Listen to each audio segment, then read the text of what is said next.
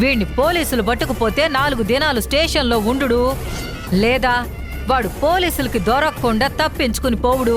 ఇదంతా మాకు అలవాటేలే. యాడ్నో ఉన్నాళ్లే అనుకున్నాం. గది సర్లే గాని ఇప్పుడేంది కథ చెప్పుర్రి. అతని కండిషన్ చాలా క్రిటికల్గా ఉందమ్మా. ఏంది తగిలిన ఈ 4 దెబ్బలకే? పైకి కనిపించేవి కాదమ్మా, అతని బ్రెయిన్లో బ్లడ్ క్లాట్ అయింది. ఏమైందే? అమ్మా, రక్తం గడ్డగట్టిందంటమ్మా. మరి తీయి, నీకు తీయడం రాదా ఏంది? ఇదేమన్నా బియ్యంలో రాళ్ళగడ్డ తీసి పారేయడానికి? దానికి కొన్ని ఫార్మాలిటీస్ ఉంటాయమ్మా. ఫ్యామిలీ మెంబర్స్ సర్జరీ చేయడానికి సంతకాలు పెట్టాలి. సంతకం అంట పెట్టేవే, పెడతాదిలే, నువ్వు చేసేయలే. సర్జరీ చేయడానికి 5 lakhs ఖర్చు అవుతుందమ్మా.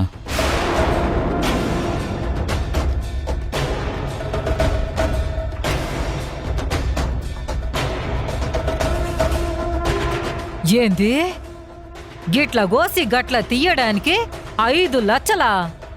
మేం ఒక్క పైసా కూడా కట్టాం. నువ్వేం చేసుకుంటావో చేసుకో. అమ్మా అమ్మా పాప అన్నమ్మా. పీకిరావులే. ఎవరే అన్నా? ఎవడికి అన్నా? వాడేమన్నా నా సొంత కొడుకా? నా రక్తం పంచుకుని పుట్టాడా? గాలి నా కొడుకని చారదీసి పెంచిన.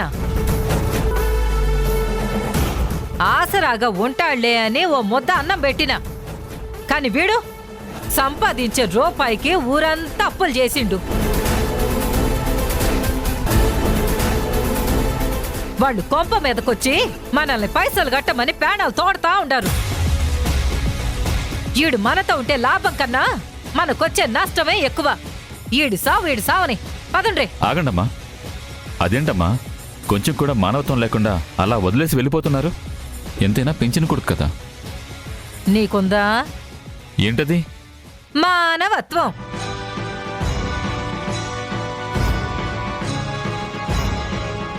ఉంటే ఆడిని దత్త తీసుకుని పెంచుకో. నాకేంటమ్మా సంబంధం? నేను గదే చెప్తుండా. నాకు ఈడికి ఏ సంబంధము లేదు. ఇప్పటికే చాలా ఆలస్యం అయిపోయిందమ్మా. రేపట్లోపు సర్జరీ చేయకపోతే తన ప్రాణానికే ప్రమాదం. వాడిని చంపితే చంపుకోండ్రి, వాడు సచ్చినా నాకు కబురు చేయకుండ్రి. ఆటో డబ్బులు బొక్క. ఏందే గట్లా చూస్తుండ్రు? పదండ్రే, పద.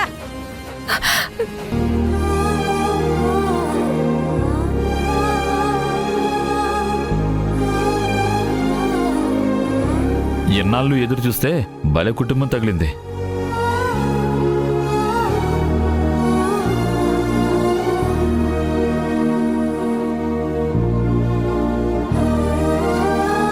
అమ్మా అమ్మా, ఏందే? లోపల పర్సు మర్చిపోయానమ్మా, పోయి తీసుకొస్తాను. జల్దీరా. ఆ డాక్టర్ గారి మాటలు సేవకి ఎక్కించుకోమాక. సరే అమ్మా. నువ్వు రాయే. నేను డీన్తో మాట్లాడతాను. రేపు గవర్నమెంట్ హాస్పిటల్కి షిఫ్ట్ చేయండి. డాక్టర్, రేపు ఒక్క దినం ఆగుండ్రి. నేను ఏదో ఒకటి చేసి డబ్బులు తెచ్చి కడతాను. Please doctor. ఇప్పుడు ఇలాగే మాట్లాడతారమ్మా. రేపు అతను పోయాక హాస్పిటల్ మీద కేసులు పెడతారు. మేం గట్ల చెయ్యం డాక్టర్. నిజంగానే డబ్బు కడతాం.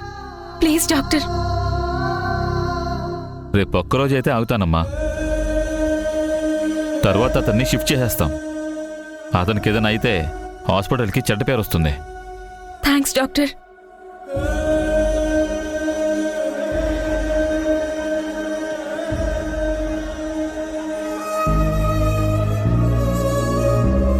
సరే, మీరు ట్రీట్మెంట్ కంటిన్యూ చేయండి. అలాగే డాక్టర్.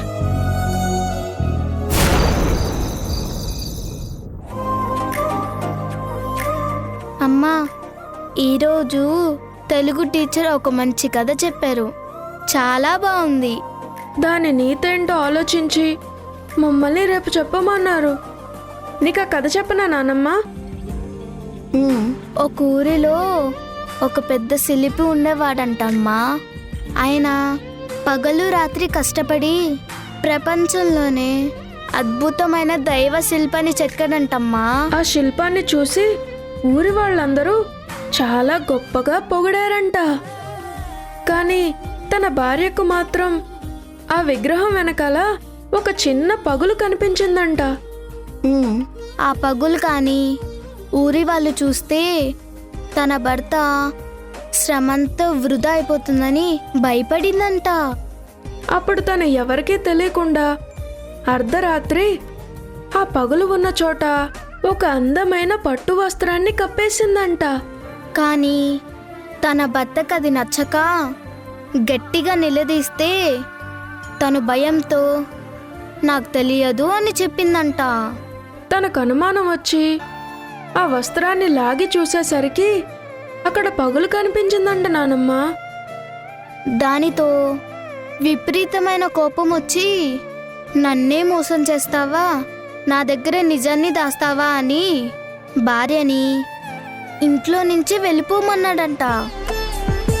ఇప్పుడు భర్త చేసింది తప్ప, భార్య చేసింది తప్ప అని మమ్మల్ని అడిగారు నానమ్మ. మన సొంత వాళ్ళు ఎంత కష్టంలో ఉన్నా, ఎంత బాధలో ఉన్నా వాళ్ళ మేలు కోసమైనా సరే వాళ్ళ దగ్గర అబద్ధం చెప్పకూడదు, మోసం చెయ్యకూడదు. ప్రాణం కంటే నమ్మకమే ముఖ్యం. ఆ నమ్మకాన్ని చంపేయకూడదు. ఒకరి ప్రాణాన్ని, ఒకరి గౌరవాన్ని కాపాడడం కోసం మనసులో దాచుకునే నిజం అబద్ధం కాదమ్మా.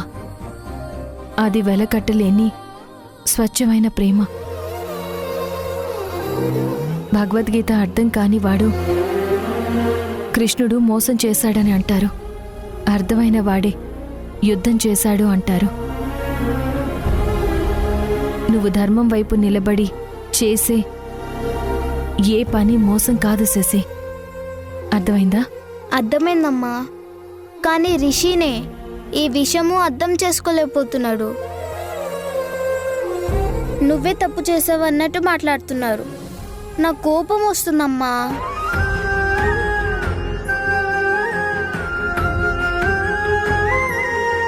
నువ్వు ఒక్క అబద్ధం కూడా చెప్పవని నాన్న చెప్పారు. నిన్ను ఫాలో అవ్వమన్నారు. కానీ నువ్వు ఇంత పెద్ద అబద్ధం చెప్పావు. నానమ్మని బాధ పెట్టావు.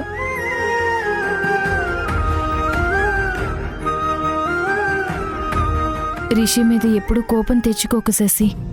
మీ ఇద్దరూ ఒకటి, మనమంతా ఒకటి. ఒకళ్ళు తప్పు చేస్తే ఇంకొకళ్ళు క్షమించగలగాలి. లేదంటే మనది కుటుంబం ఎలా అవుతుంది చెప్పు? మనం కుటుంబం అయినప్పుడు మన దగ్గర దాపరికాలెందుకసలా? ఏది దాచినప్పుడు ఆ తప్పు జరిగే అవకాశమే ఉండదు కదా. నువ్వు చెప్పింది నిజమే నానమ్మ. నేను నీ దగ్గర ఏది దాచను.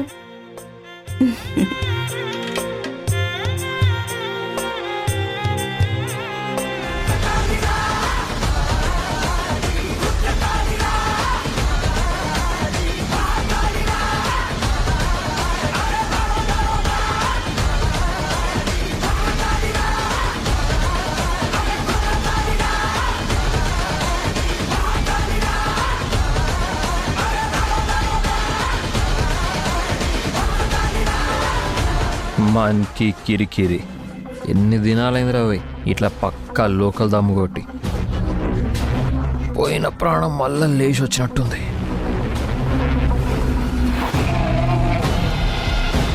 ఒకరేమో ప్రేమ ఉంటే దాచినా తప్పులేదు అని చెప్తుంది. ఇంకోరేమో అసలు ప్రేమ ఉంటే బయట పెట్టాలి కదా అని చెప్తుంది.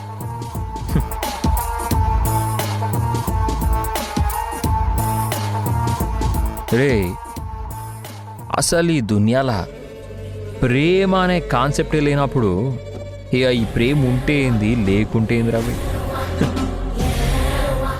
ఇప్పుడు నడుస్తున్నదంతా ఒక్కటే, పైసల్, సుఖం, సంతోషం, గంతే గంతే. కానీ ఈ జనాలు మాత్రం ఇంకా త్యాగాలు, బంధాలు అంటూ గదే పాతకాలం కాడ ఆగిపోయారు.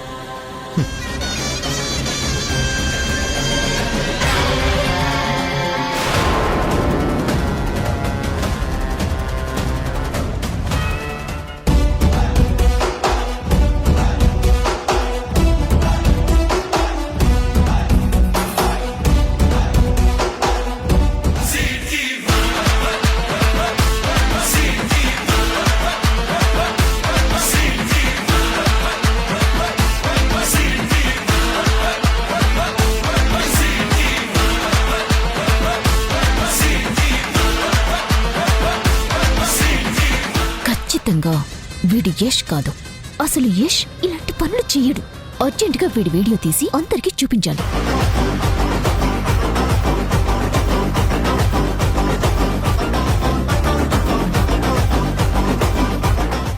ఫోన్ మర్చిపోయానే. అమ్మాయి జర్రంతుంటే మొత్తం రచ్చ రచ్చ అవుతుండే. అసలు ఈ మిడిగుడ్ల దాంతో జరంత హుషారుండాలి. గింట్ల నా లెక్కనే దొంగనా జాతికి చెందిందంటే గిదొక్కతే.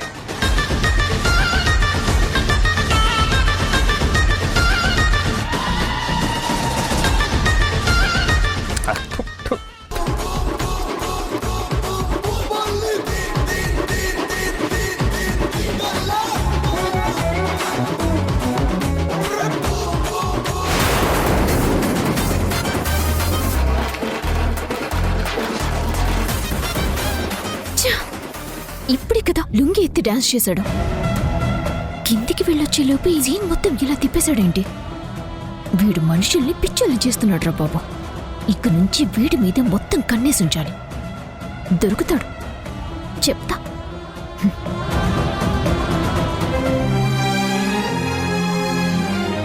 కూర్చోమ్మా.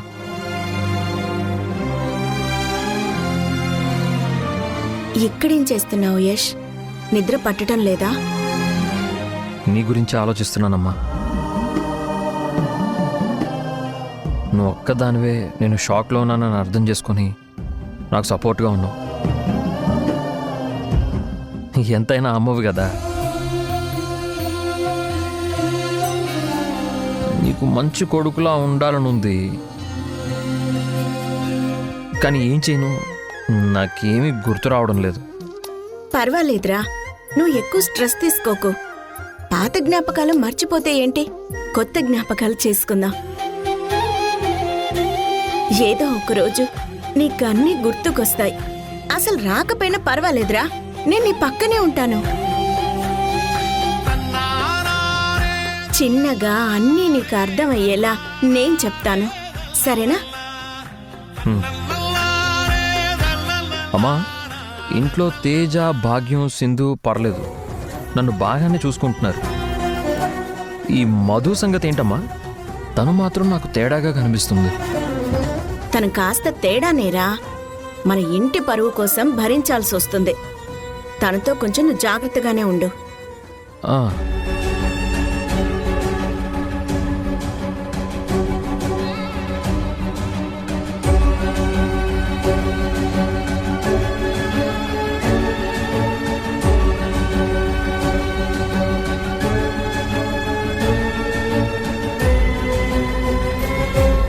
ఏదైనా నీకు గుర్తుందారా?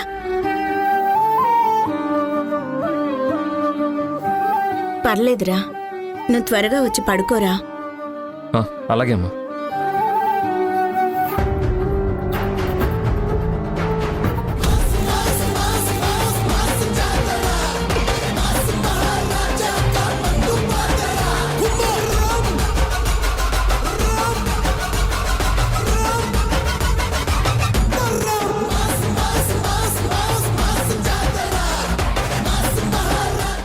మన్కి కిరికిరి.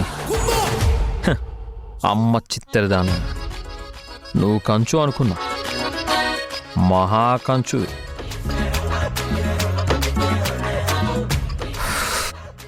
రేపటి నుంచి నీ మీద ఒక కన్నేస్తా. ఈ కాశీగాడిచ్చే జట్కా మామూలుగా ఉండదు.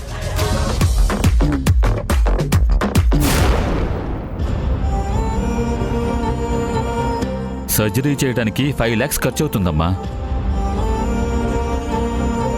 రేపు ఒక్కరోజు అయితే ఆగుతానమ్మా, తర్వాత అతన్ని షిఫ్ట్ చేసేస్తాం.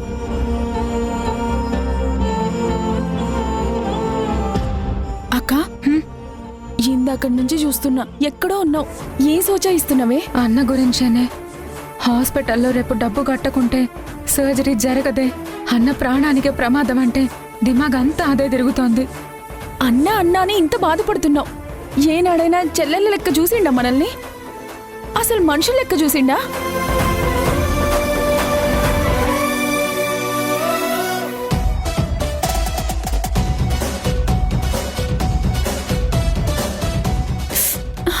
ఏందే చదువుతున్నట్టు నడిస్తున్నావా? అబ్బా నేను చదువుతున్నలే. చదువు.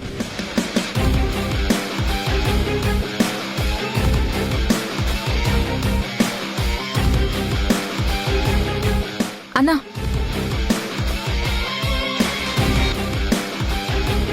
ఏయ్, ఏందే ఇది? నల్లి బొక్కల కూర చేయకుండా పొద్దున ఇట్లాంటి సప్పుడు ఉప్మా పెట్టి నన్ను సప్పనికి ప్లాన్ చేసిర్రా? అన్నా అది కాదే, నువ్వు చెప్పినట్టే చేద్దామనుకున్నా, కానీ పొద్దున్నే మటన్ దుకాణాలు తీయలేదన్నా. నువ్వు ఆకలికి మరమరలాడతావని గిది చేసిన. జర సర్దుకో అన్నా, మధ్యాహ్నానికి నువ్వు చెప్పిందే చేస్తా అన్నా.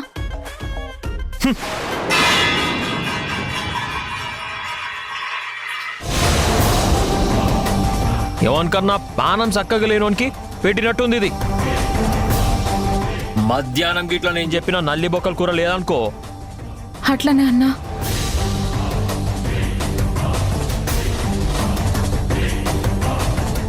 ఏ నువ్వేందే గట్లా చూస్తున్నావు? చదువు.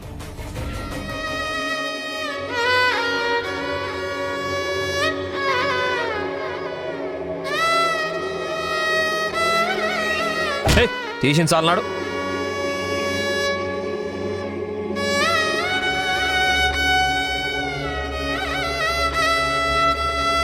ఓ పూటైనా మనల్ని మనశ్శాంతిగా ఉండనిచ్చిండా?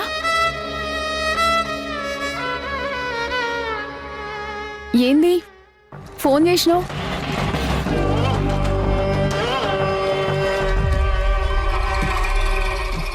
అవునా, ఏ సబ్జెక్ట్? ఓకే ఓకే పంపిస్తాలే, నేను పంపిస్తా. గట్లాగే దినేష్ పంపిస్తా.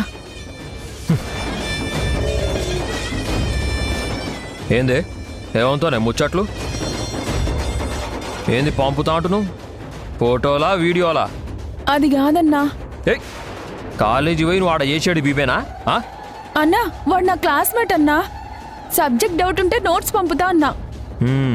దోస్తు గీ నా కొడుకులు మిమ్మల్ని ఆడుకోనికి మొదట చేసాడితే గీ దోస్తానాలు. నిజమన్నా, ఆవిడ మంచోడే. గాడు మంచోడు, నేను చెడ్డోడ్నా? నా కష్టార్జితం దొబ్బి తింటూ నీ సోకులు చూపిస్తానంటే నడవదీడా. చెప్తున్నా కదా, ఇవన్నీ తగ్గించుకో, లేదంటే కాలేజ్ బంద్ చేయించి ఇంట్లో కూర్చోబెడతా. లేదు ఆయన మీద ముచ్చట ఎక్కువ అయిందా ఇంట్లోంచి ఒబ్బేయి. గీ నకరాలు నాతో నడవవు పట.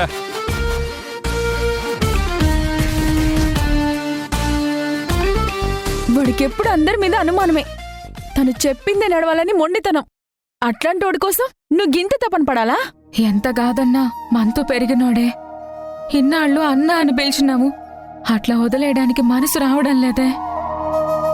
గీ పంతాలు పగలు పక్కన పెడదాం. మొండి ఓడే కావచ్చు గాని మనం కాకపోతే గాన్ని చూసేటోళ్ళు ఎవరున్నారు చెప్పు?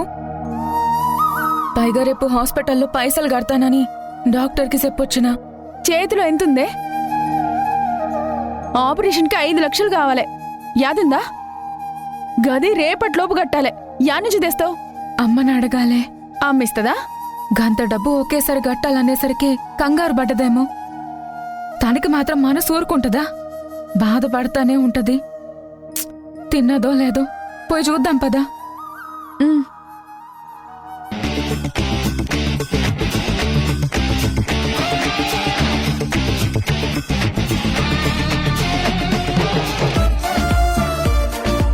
యాడికి పోయిండ్రి ఇప్పుడు దాకా? బయటే ఉన్నామమ్మా. సరే తినుండ్రి. అమ్మా, అన్నకి రేపు సర్జరీ చేయాలన్నారు. ఎవడన్నా? ఆసుపత్రి నుంచి బయటకు వచ్చేటప్పుడే వాడు నా దృష్టిలో పోయాడు. అమ్మాయి ఒక్కసారి సాయం చేద్దామమ్మా. అవునమ్మా. తర్వాత వచ్చే సమస్యలు ఎవడు తీరుతాడే? వాడెవడితో పెట్టుకున్నాడు తెలుసా? ఓబుల్ రెడ్డితో.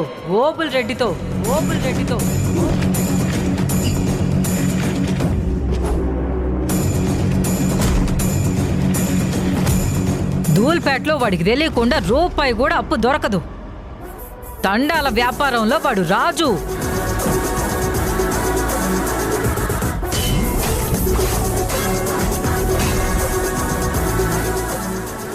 ఎంత 5 లక్షలన్నా. ఎంత? 1 లక్ష తగ్గాయన్నా.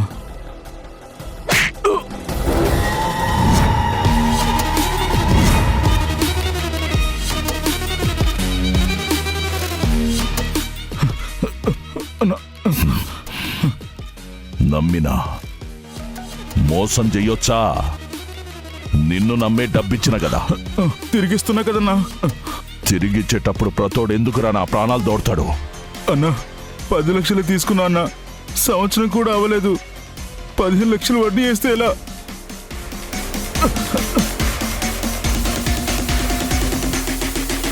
నా గన్నంటే భయం ఉంది గాని నేనంటే లేదా? రేపు పొద్దున కల్లా ఇచ్చేస్తానన్నా. రేపొద్దున 10 డబ్బు నా ముందుండాలి, లేదా నా గన్ను మాట్లాడుతుంది. ఓరా! అలాగేనా?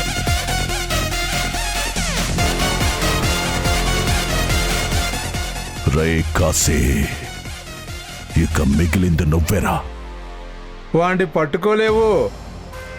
వాడంత ఈజీగా దొరకడు. వాడొక పెద్ద మేధావి. వాడు మన పైసలతోనే జోదం ఆడి మనకే టోపీ పెట్టిపోయాడు. వాడంత తేలిగ్గా దొరుకుతాడా? ఫోన్ పట్టుకొని ఎదవ తెలివితేటలు చూపియకు. వాణ్ణి పట్టుకొని నేనెందో చూపిస్తా. పోనీరా బండి. పోలీసులు పొలిటీషియన్లు ఆయన చేతిలో ఉంటే మీ అన్న సీదా పోయి వాంతోనే పెట్టుకుండు.